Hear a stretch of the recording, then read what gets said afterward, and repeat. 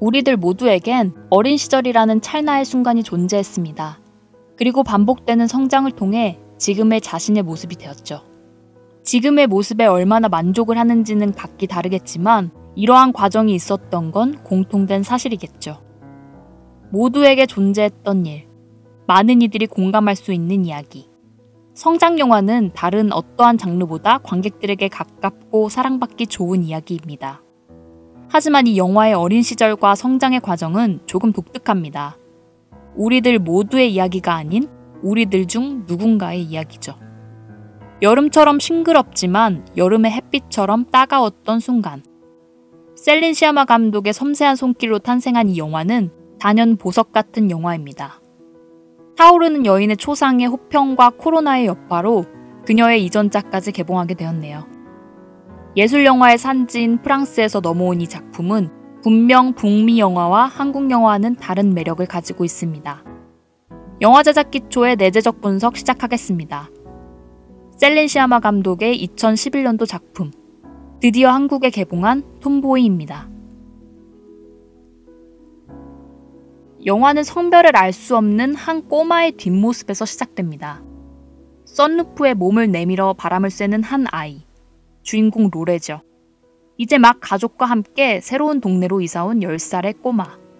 하나의 공간이나 한순간의 찰나에도 성장과 변화를 할 수 있는 시기기에 감정과 충돌의 계절인 여름과 공간의 변화인 이사라는 설정은 앞으로의 전개를 암시하는 운유와도 같습니다.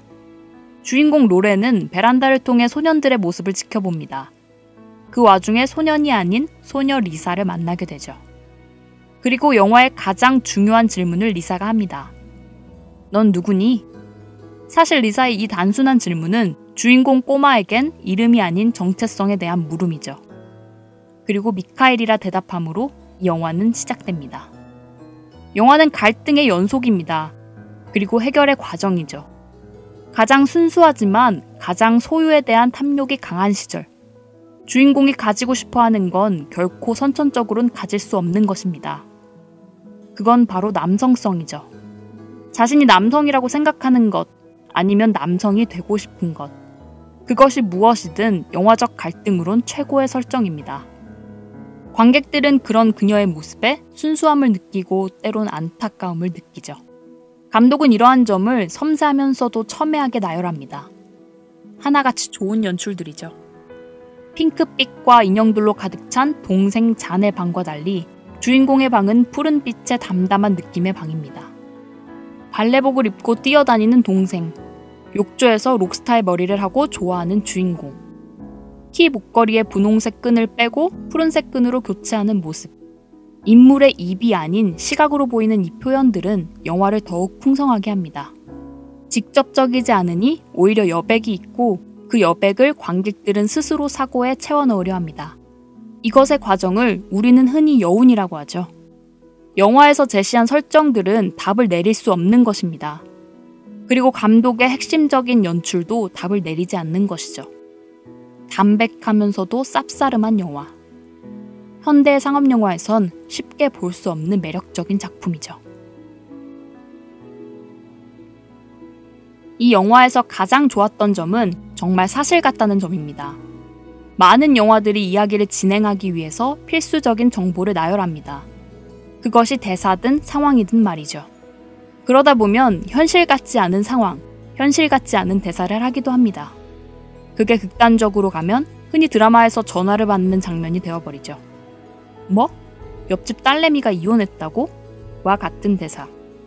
하지만 이 영화는 정말 사실 같아요. 어린 시절의 사진첩을 넘겨보는 기분이죠.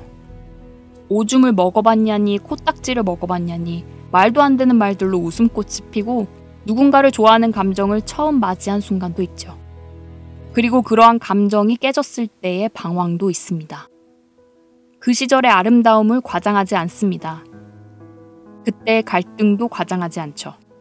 그러다 보니 영화는 진중하지만 지치거나 너무 무겁지 않습니다. 사실은 이 영화가 제기하는 문제는 굉장히 어려운 거예요. 성 정체성에 관한 이야기. 성인인 우리들도 다 다른 의견을 가졌지만 쉽사리 이야기하진 못하죠. 하지만 이 영화는 아이의 시선이라는 명백한 기준을 통해 문제를 풀어갑니다. 수영장에 가게 되자 아랫도리에 고무 찰흙을 넣는다든지 부모님께 걸리지 않을 정도로 머리를 자른다든지 정말 많은 요소가 나와요. 성에 대한 규범이나 관념이 정착되지 않은 아이들의 순수함이죠. 그리고 그 대표성을 가진 인물은 바로 잔입니다. 주인공 로레의 가장 큰 조력자죠. 로레의 머리를 록스타의 모이칸 스타일로 만들고 그 모습을 이쁘다고 말해줍니다. 만약 성인인 우리들이 이 머리를 봤다면 멋있다라고 하겠죠. 부모님과의 식사 자리에서도 잔은 미카엘과 즐겁게 놀았다며 아무렇지 않게 말을 합니다. 성의 역할에 대해 아직 자리 잡지 않은 잔의 눈엔 그의 언니가 여자를 좋아하든 그의 언니가 자신이 남성이라 생각하든 크게 중요하지 않은 겁니다. 단지 그것을 중요하게 생각하는 건 그저 성인들의 시선인 거죠. 정적이고 느린 영화라는 예상과 달리 이 영화는 재미를 느낄 충분한 리듬감을 가지고 있습니다. 감독님이 스파이물과 언더커버 장르를 언급하셨는데 이야기의 구조가 정말 스파이물 같아요. 스파이물의 핵심은 자신의 정체가 들킬까 말까의 문제죠.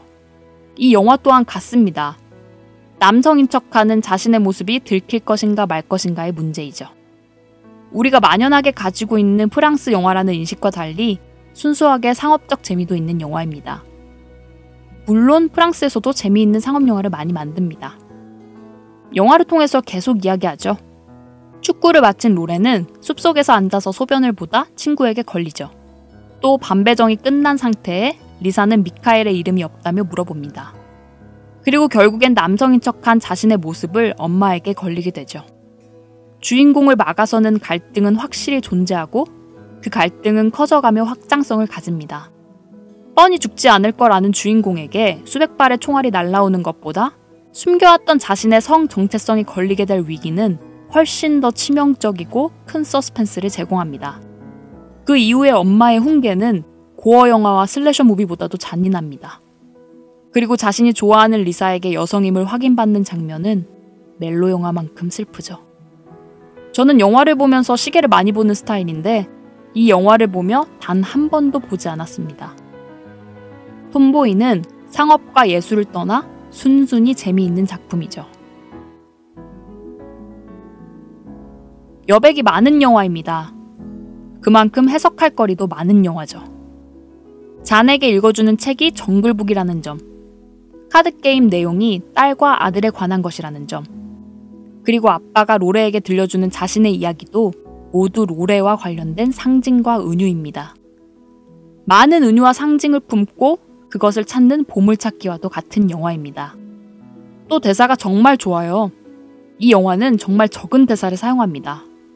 하지만 무리하게 명언을 만든다거나 명장면을 그리려 하지 않아요. 정말 그 캐릭터가 할 만한 대사를 하죠. 저는 그 중에서 이 대사가 정말 깊게 와닿더군요.